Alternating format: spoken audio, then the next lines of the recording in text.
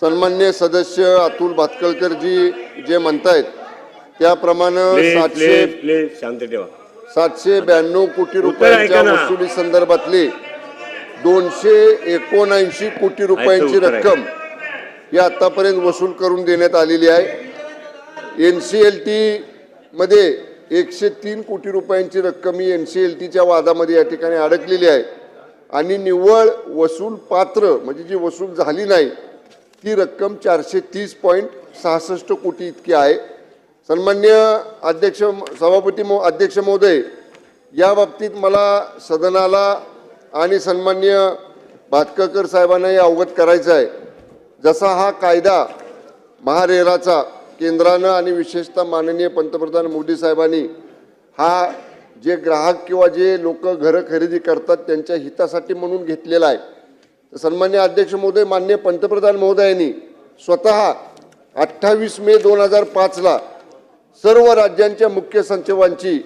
या बाबतीतल्या आढावाची बैठक त्या ठिकाणी घेतलेली आहे आणि त्या संदर्भामध्ये महारेराची अंमलबजावणी आणि त्यातल्या वसुल्यांच्या संदर्भामध्ये कडक अशा पद्धतीचं धोरण सगळ्या राज्यांनी घ्यावं अशा पद्धतीचे माननीय पंतप्रधान महोदयांच्या त्या बैठकीमधल्या सूचना आहेत आणि त्याप्रमाणे आपल्या शासनानं सुद्धा या बाबतीत अधिक म्हणजे वसुली न होण्यासाठी ज्या काही बाबी आहेत त्या व्यतिरिक्त या वसुलीसाठी सगळ्या जिल्हाधिकाऱ्यांनी त्या बिल्डरांच्या मालमत्ता शोधण्यासाठी भूमी अभिलेखची नोंदणी असेल,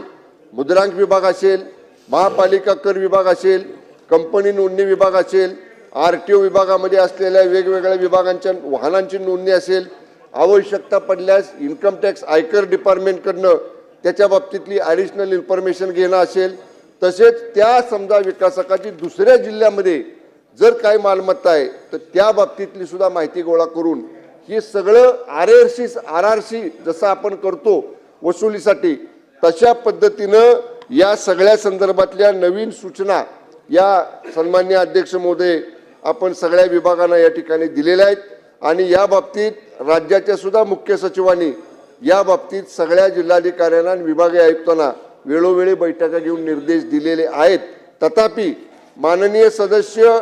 अतुल भातखळकर जी म्हणतात त्याप्रमाणे याच्यासाठी एक स्पेशल ड्राईव्ह, कारण यामध्ये आपण जर पाहिलं